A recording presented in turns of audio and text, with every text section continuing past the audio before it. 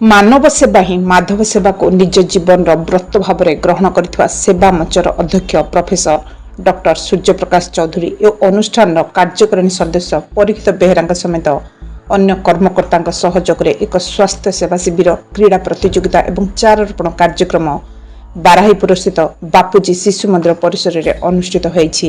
ଏଥିରେ ଅଧ୍ୟକ୍ଷ ପ୍ରଫେସର ସୂର୍ଯ୍ୟପ୍ରକାଶ ଚୌଧୁରୀ ପିଲାମାନଙ୍କର ସ୍ୱାସ୍ଥ୍ୟ ପରୀକ୍ଷା କରିବା ପରେ ବିନା ମୂଲ୍ୟରେ ଔଷଧ ବିତରଣ କରିଥିଲେ।